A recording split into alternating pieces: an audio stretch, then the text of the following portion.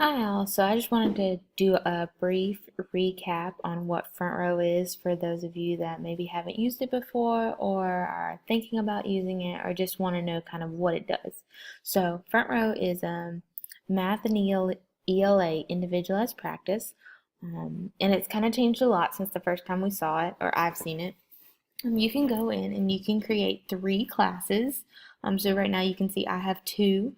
I have one where I do tutoring after school, and then I have one that's like I call it my test class because I had kids go in and actually do things, and now I've created these test accounts for us so that we can go in and see like what it looks like as a student, and we can be the student. As the teacher, you have different kinds of reports and lessons that you can do. Not all of them are a part of the free edition that we have, but there's a lot of great stuff. So most of the time in math, I use adaptive practice, and for that, you can go to report cards, and then it'll tell you like the name of the student. It'll tell you what grade level they're operating on. It'll tell you how many coins they've earned. So like between test 10 and test 11, they're on the same grade level, but test 11 has been working a lot harder. So I can obviously see that just by knowing how many coins they have, and then I can also see like what area they're suggested to work in. So if I click on it, then I can see like, actually, in the NF, they are operating on a fourth grade level. Um, and then a three, but in MD, they're working at a second grade level. So I definitely want to have them working. And then if they're actually, really, really doing this on a daily basis, then you'll have a lot more data you can look at. The kids haven't used this in a while, so um, and then there is also you can see growth. So um, I can't because I haven't had the students work on it in a really long time. But if they, like I said, if they're working on it on a daily basis, you can see them as they begin to grow. There are also assessments you can use um, for math. I haven't done any, um, but you can assign assessments, and it assigns them based on standards. And yeah, it's really awesome. Okay, so that's math. More for ELA, there are articles, um, and it gives you, so I haven't had them, I don't think, really working on them all that much, but you can, if they go in on their account and access articles, they get to choose what article they want, but you get the data from the article. Whereas if you go in and assign the article, you only get 5 a month. So it's almost better that they can go in and choose, but you still get that data that what they worked on and everything. So now let's go look at the student. So I'm just going to do test 6, and then my code, I should have copied it. Yep. All right, and then sign in. That's how easy it is. So it logs them in. This is their home page.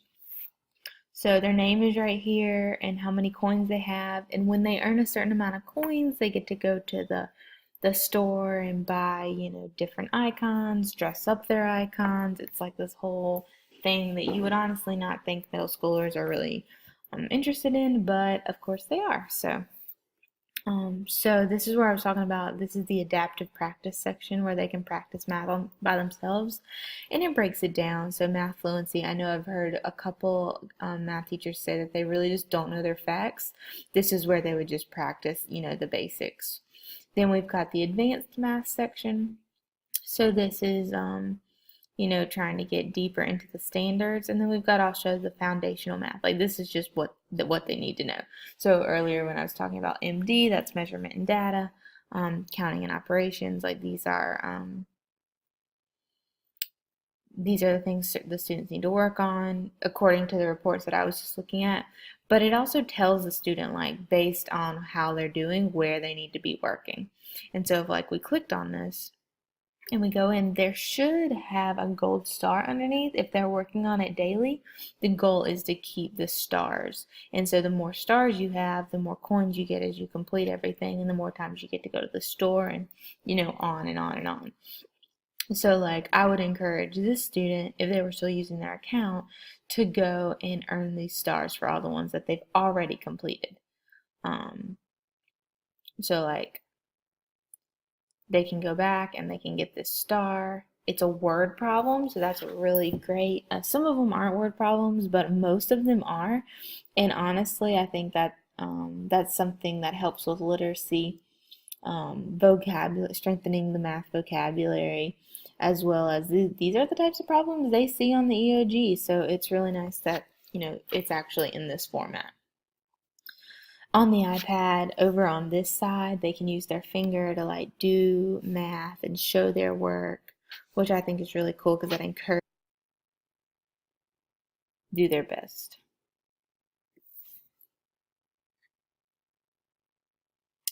So we're gonna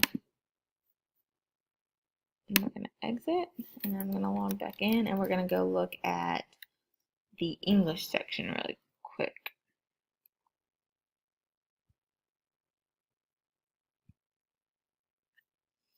So they can practice reading on their own. There are two different ways they can practice. They can do articles, which they always have to take a pre-test so that we can know where they started and where they went, or they can do word study. I already went through and did the practice or the pre-test for word study, just so we could see what it looks like. So this is where it really focuses on grammar.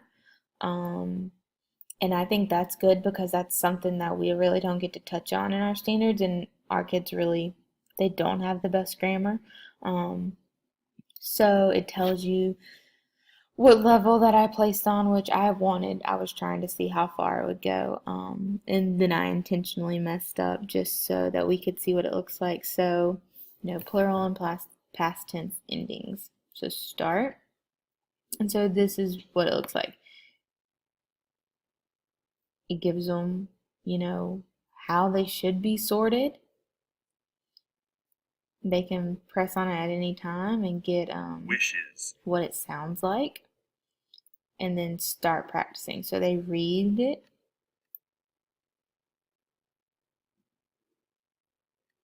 and then they have to pick the correct answer. And then they have to sort. So like A, bestow, and that's weird. So some of these are like super argue, easy. Just needed to know what they start with. asleep, always, afraid, bent, before, belong, Yay.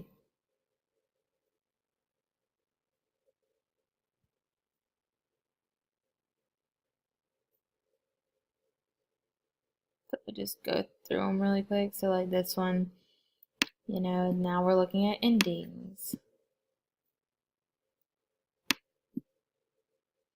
And it seems really easy, but when I was doing tutoring, you would be surprised how many students like actually really had to take their time on some of these things.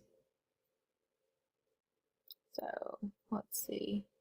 I don't really want to do that again, so I'm gonna exit and quit. But that's just an example of what it looks like for the students. And then there's also a leaderboard where they can see like who's earned the most coins on a day. So you can make this a competition. You can make this something that they really work towards, however you want to use it in your classroom. If you want, more details or help setting anything up, please let me know. I would be happy to help you.